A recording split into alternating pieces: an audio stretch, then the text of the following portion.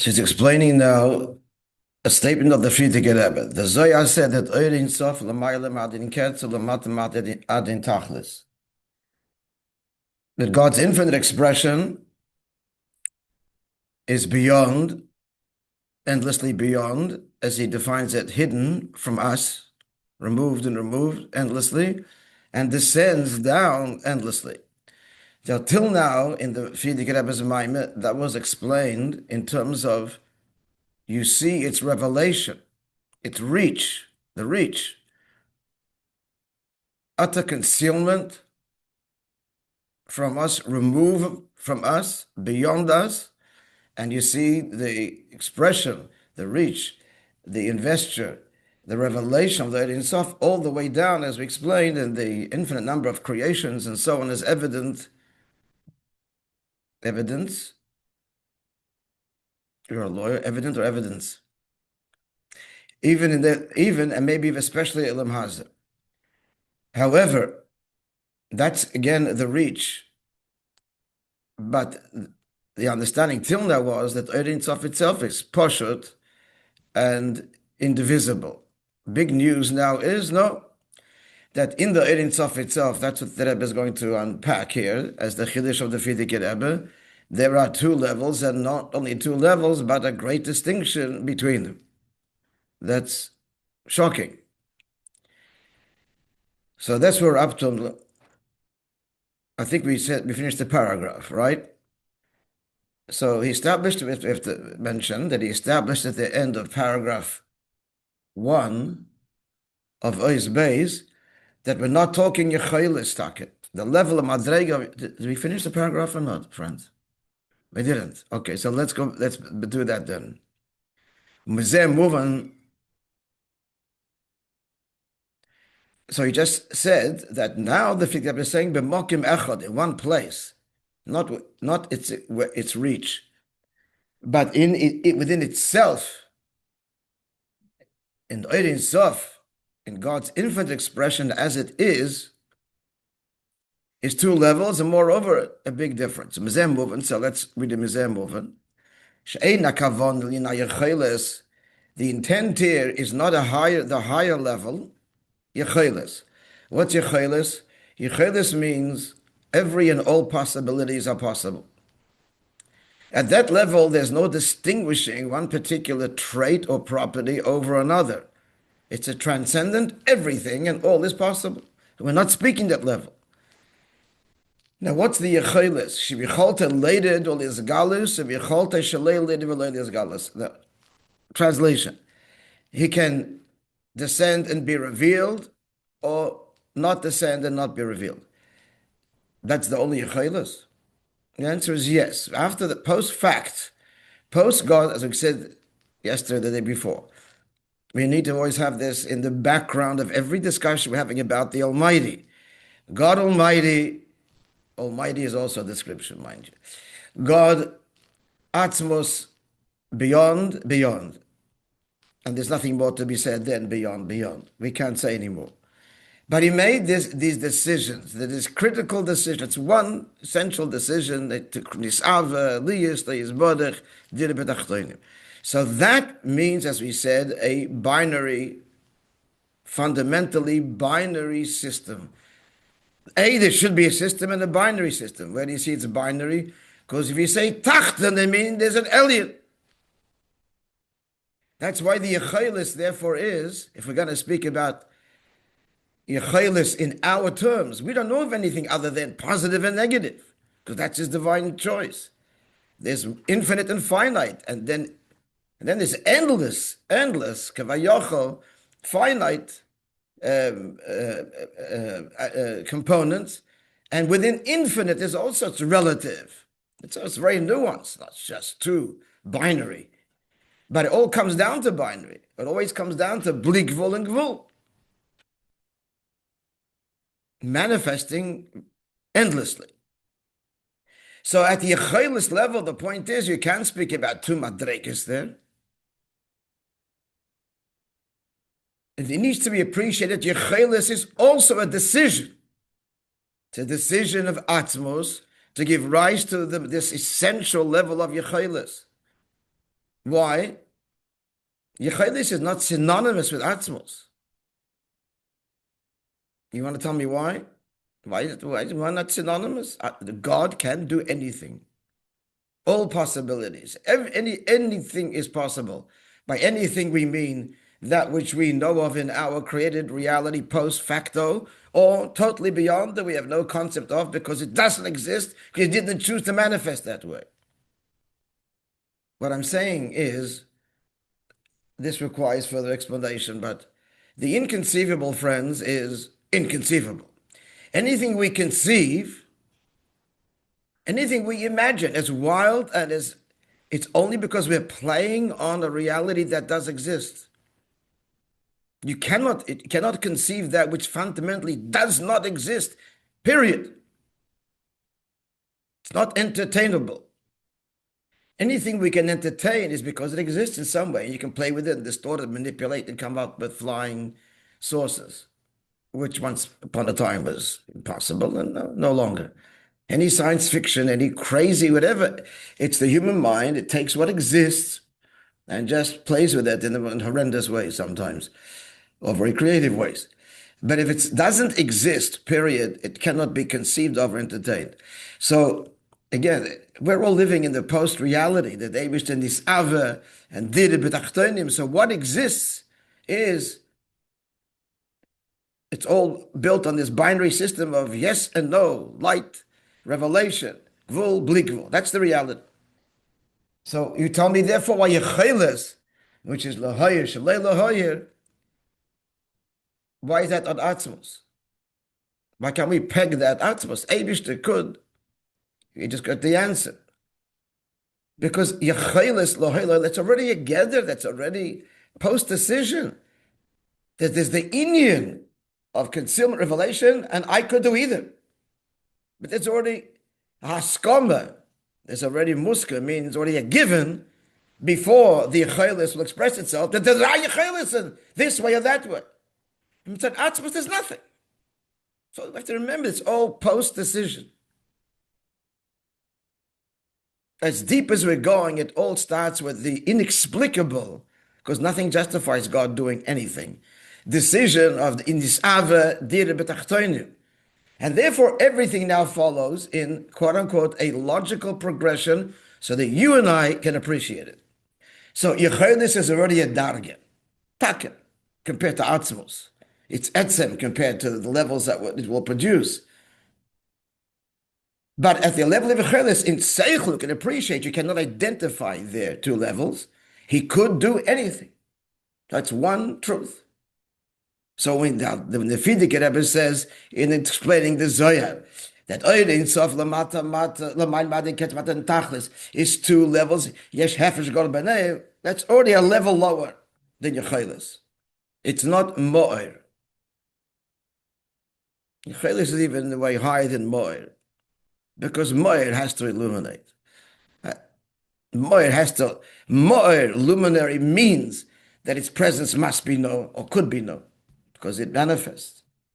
Oir comes from Mo'er. Not that the Mo'er is investing in it, like Shefa, as I'll say in a moment, but it's a natural expression. Yechelis is even deeper. So it's not Yechelis. Let's go further. Yechelis is one truth. Sheyesh by base tenuas.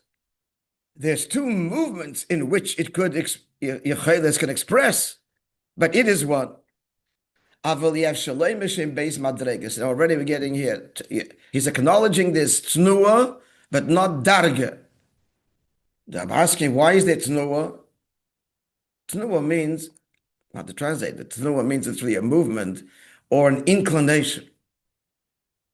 An inclination maybe is a more subtle word, but certainly not an identifiable level. But why there are even base tnuas? Answer, because if he's saying yecheles, you're already in, this level could be expressed in any way. Oh, so you're saying expression is already part of what it is. And it could be anyway. Could be gili, could be hella. Again, it's only two possibilities, yes and no. So tenuous, yes, an inclination, but you can't, so like dargas and levels, higher, lower, totally equal in one. Darga means one is above the other, positioned in a different place, metaphorically. But in Yechelis, you can't speak of madregas. If I feel that was pushing the envelope strongly, if I feel them nidchek loy mishabes madregas, I just said, yeah. Even if you'll say that to tenuas, so an inclination of even if you be maskim that Yechelis potential, I could do anything, but in that anything, the question is, what's the anything? Anything is yes or no, blik gvul and gvul. So therefore, there is some inclination, but you can't say it's a darga until you can't say yesh hefresh gadol, a big distinction.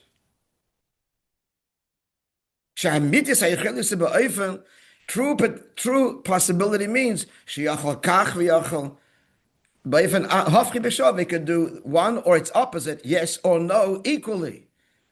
And in that possibility, it could be yes or no. That's one possibility. That's one transcendent. It could be that way or that way. It's not bound by either, not defined by either. The Le'efresh Klal. Rebbe's conclusion. So we're not talking Yechelis, we're talking already now manifested oil on some level. Now, but that begs the next question. Everybody's following this somewhat.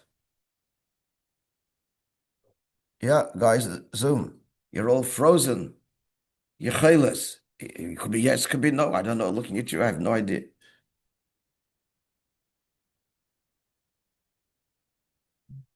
You could be listening, you could not be. You could understand or not understand. Your picture is Yechelis. You could be there, you could not be there even. You're there and you're smiling.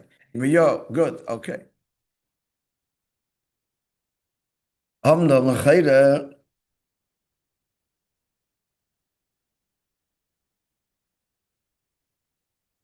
the moment still understood,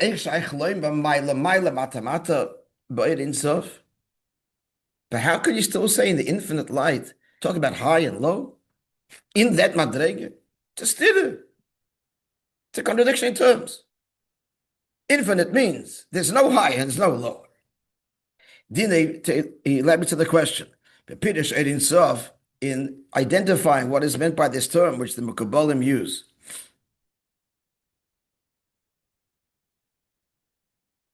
And in Zohar, the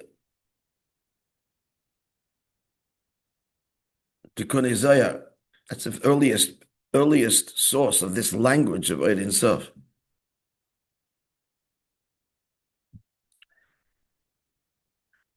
So the Alter Rebbe says, we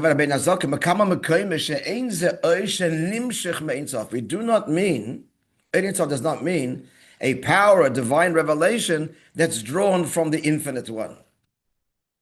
No, then you can already, there's room for definition. No. This revelation itself is infinite. Truly infinite. A very powerful statement. Has no beginning and no end. Now that needs to be understood. Oir emanates from a mo'ir. There's a beginning. Beginning is the mo'ir. What do you mean, Ein Tchila? Ein Sof, I understand. Yes, Tchila. Starts from the mo'ir.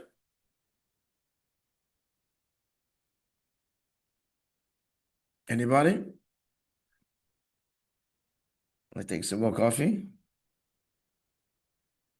The answer is, this is Bemis, it's a whole discussion, is in 33. See Samach Vav there. Should look it up. But at Al Kaponim, L'chayda,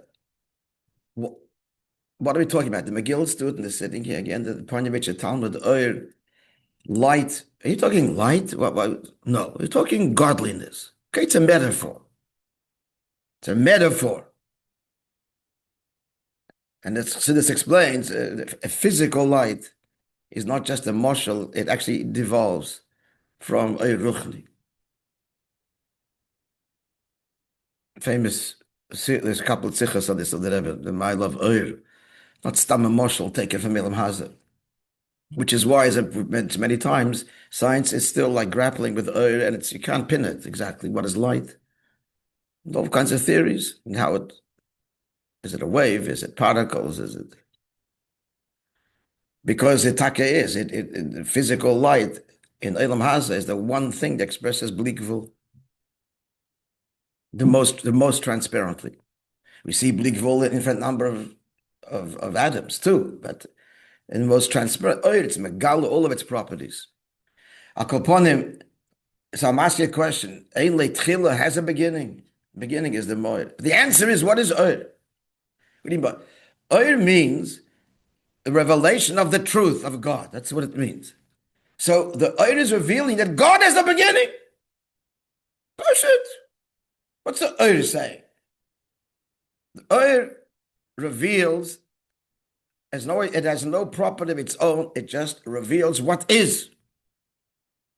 The Eibishter is Ein Leitchila Nisof. The oir expresses that. It's saying that about God.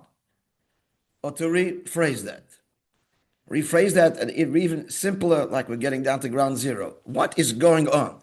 Again, it all starts with this Avakadosh Baruch Hu. No. So our question is, interview, this is how you have to understand this. Anything you say this. It's kind of childish, but it's really the only way to understand. We're interviewing. Talking to God. Okay, God, what are you doing now in the Sof that you've manifested? What are we seeing? What are you doing? Answer. I'm revealing that I have no beginning and end. Or I'm revealing that I manifest more accurately. I'm revealing that I reveal myself to be known by you that I have no beginning and end. There's more to me, too. But I'm revealing that.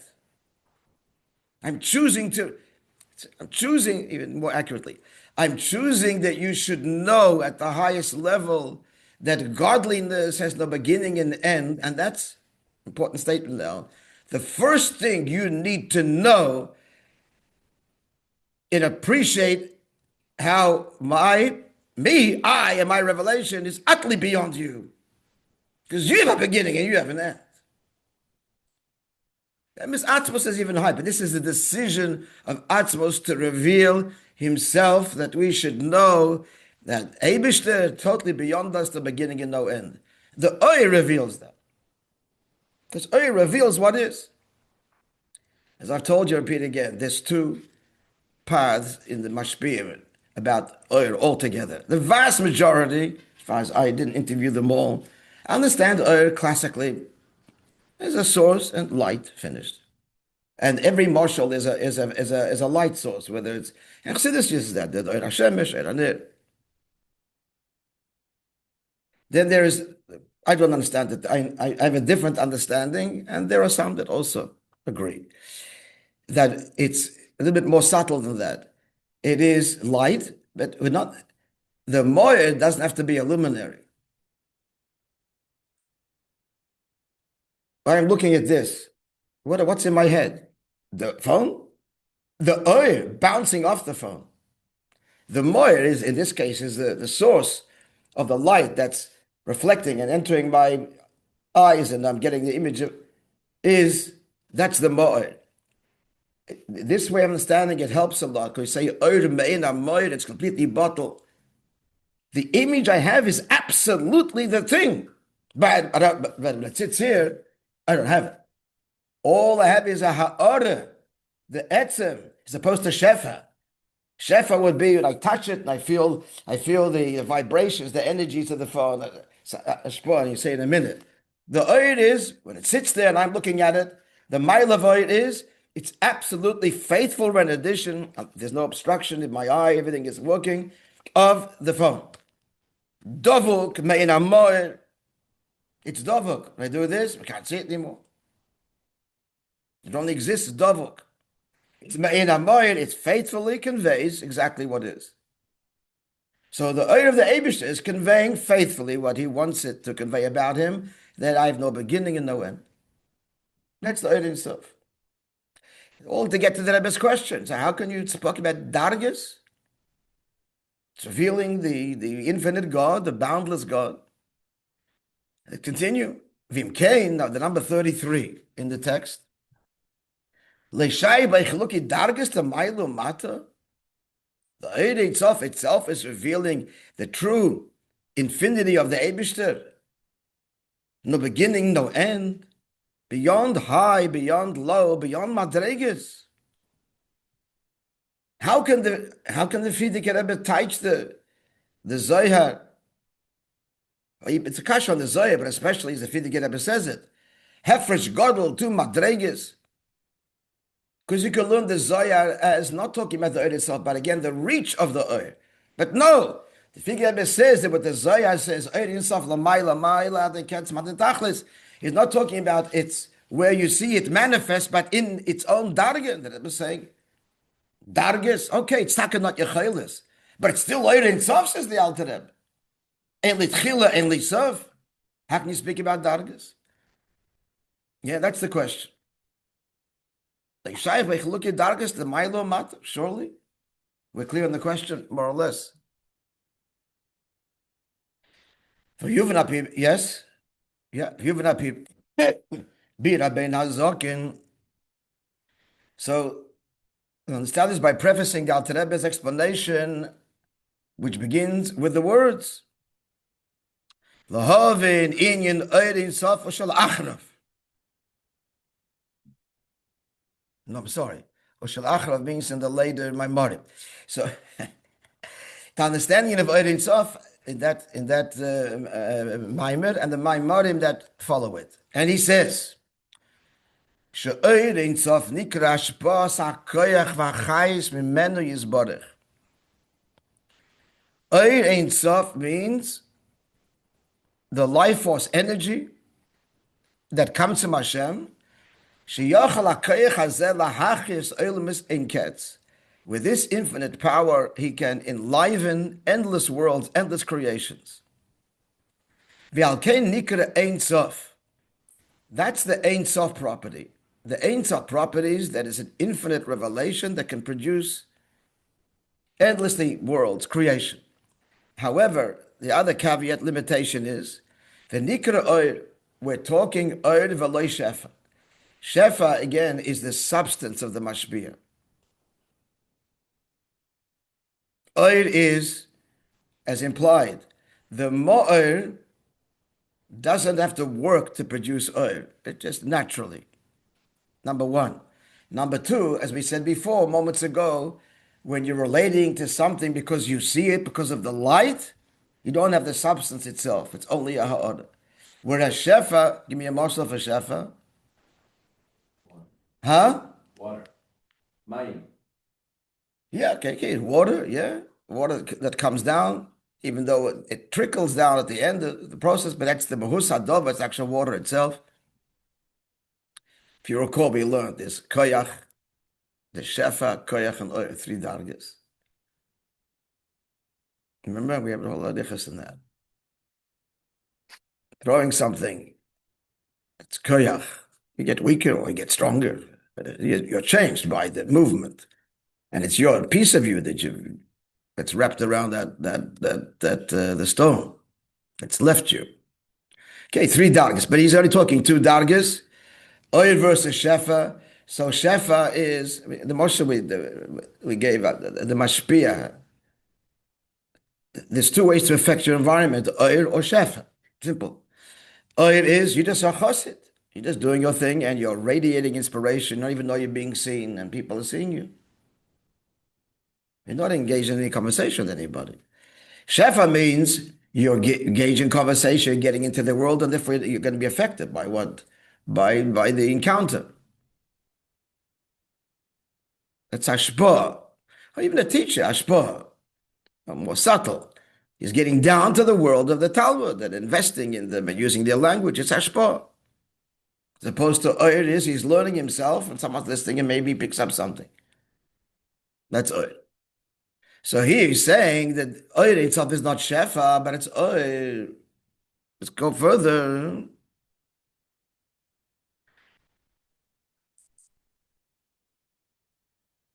לפי שאין במהוסי ועצמוסי יסברך שום שינוי ויספיילוס. So why do we use the word oir? Because just like I'm seen or not seen doesn't change me an iota. The oir, the moir, the light bounces off the object. The object is impervious to where it's seen. There's light or not light. Push it.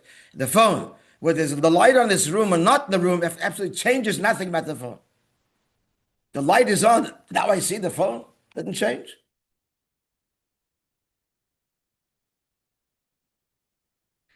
So he's saying that the Eibishter is, there's no change of his spilus. Spilus, anybody?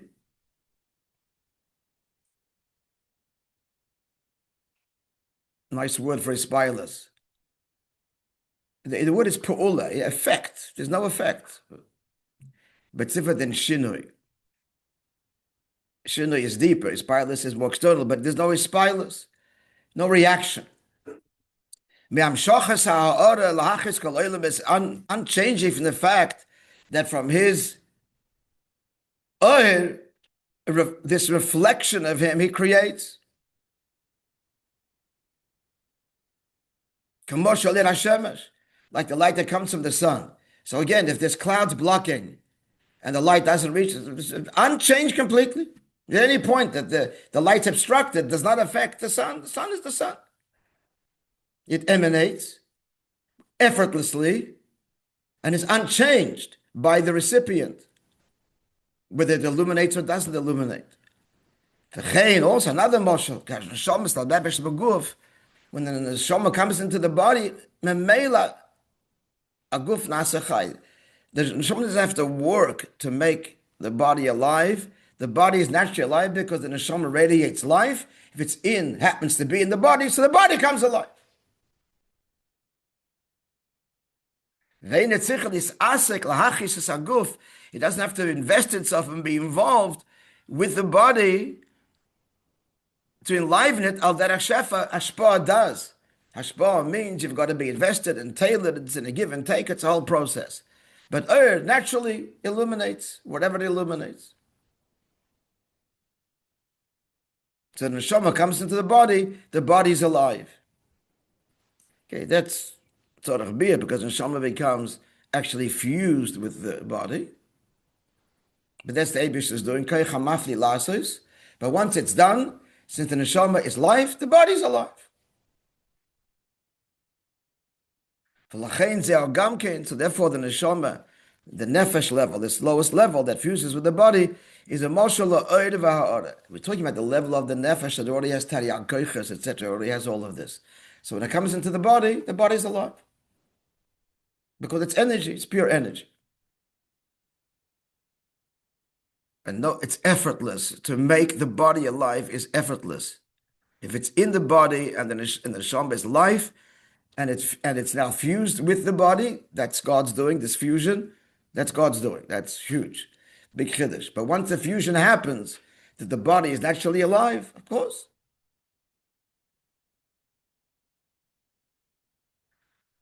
So what are we establishing here? We're establishing that oil is not shefa.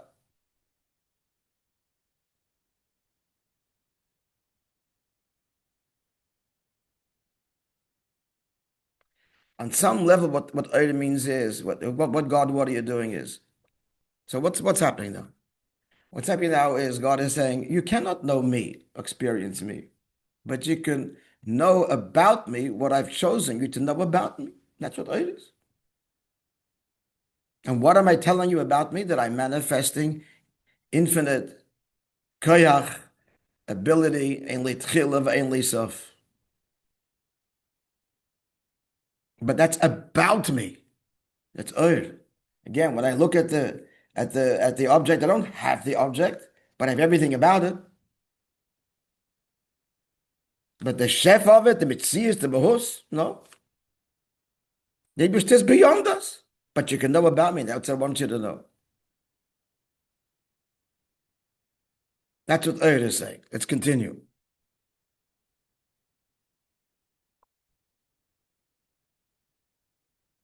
Mamshech, the Alter Rebbe continues, Shebechinas ha'oid ein sof Hayochel isavas ilmis ein ketz. So knowing about me is what? That I manifest this infinite ability and I can create worlds endlessly. וגם hayochel liyotze ulahamshich rivir vavei svidis adin ketz. And I could create endless svidis. L'peil, I've chosen not endless svidis, 10 svidis, and not Eilemus and Katz, but Dalit Eilemus, but know that the creative or my manifestation is not limited to the way it actually manifested. I could manifest an infinite creations and infinite svidis. He says svidis is higher than Eilemus. These are the cryptic words of the Alter Rebbe. Now the Rebbe is going to unpack it. So the Inyan is, so why are we calling God's revelation light? We're not talking about the source itself, but the light that emanates, projects from it. The definition of light is that the name implies ha'ara bilvad. Again, looking at this object, that there's just rays, reflection. Ha'ara, it's a ha'ara of this object, not it, that I am getting when I view it. So the mo'er, the source, is equating the two levels of mo'er. That's the true yecheles. All possibilities exist. Taka there, we said, and he's reaffirming this, at that level of mo'er itself, the yecheles, the possibility, there's no division. They can't speak about identifying a higher level or lower level. He bears them. They're the possibilities, but they're not identifiable expressions. You can't speak in mo'er / yecheles, in the source, in the all is possible. You can't speak of levels there. Contradiction. Am I making your hardcore levels? No, it's anything. You certainly can't speak. There's a big distinction. Even if you said before, tnua, yes, okay, but not a hardcore distinction. It's all one. That's all mitzad what? The level of moed and yecheles. That's not what the Zohar is talking about. It's not what the Frierdiker Rebbe is talking about in explaining the Zohar. But once we speak about revelation,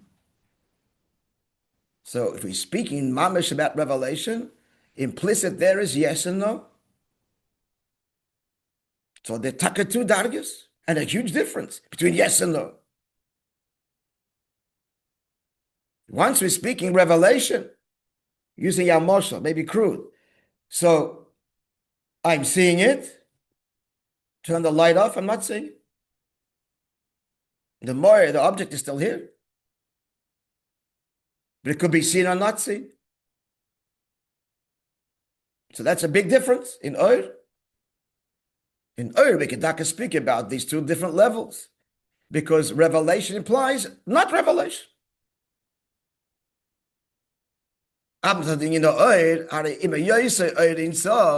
Even though it's the initial God's revelation is infinite, and this infinite power, it can create endless worlds of Malayas, even higher than that. But become Mokim still. This is not the etzem, this is a way that God has chosen to project himself. It's only a reflection, or if you want to say, a source of reflection. But it's still in the inyan of Ur of revelation, bilvad. So if we're talking revelation, or even the identifiable source of Gilui, then that's two possibilities. Yes and no. Shaykh loima maila mato matematik, and say high and low. So we can identify then talk about two levels. It's carried in the ha'ara. Again, because the revelation is by definition, when you say revelation, implicit is not revelation. When you say bligvul, you're acknowledging this gvul that's in bligvul, not It's bli gvul, but it could be gvul. And therefore it's identifiable already in that bli gvul statement of God. In English it also works. Infinite. Oh, they're saying finite, but it's not finite. It's acknowledging finite in your own definition. In your own statement, you're saying this is infinite, you're saying it's not finite, this is not finite. Yeah, but it could be finite. There's a koich hagvul, there's a tzimtzum that can be finite. It's already implicit in Ur. Base madregas, we speak about two levels, not just a distinction, ordinary light distinction, but a big distinction. Gvul and bli gvul, yes and no. Is a huge distinction. Okay, so in all of the words, what are we left with? It's already time. Summary. So the Frierdiker Rebbe says that in explaining the statement of the Zohar, Maila, the Ketz, Mat Adin Tachlis, this is not just speaking, the reach, where you see the expression of God's Ur, but in the Ur itself, there's already these two dargas and their huge distinction. And how could that be? It's not Moir, it's not Yechel, it's Takadeh, you can't speak two dargas. But once God has decided to actually project into the realm of potential otherness, that's what Ur means. We're now moving away from the Etzem. There's already a projection. When you say projection, already implicit is higher, greater revelation, smaller revelation, no revelation. Implicit in the words Ein Sof is the word Sof. The highest revelation is Taka Ein Sof. But it could be Sof too. And it's already therefore there. It's implicit in it. Identifiably so. The yes and no, the gvul and bli gvul, which is the whole point, he wants a dirib tachtoinim, is starting to take form now. In a very subtle way in the Ein Sof. And then it's going to come the tzimtzum, boom. Now we see the koich hagvul. The binary system of division gets greater and greater till Tachna. That's the kavod. To be continued. Like tomorrow's the big challenge, the 6 o'clock challenge, the ice challenge. A wonderful day, Psuras Tovas.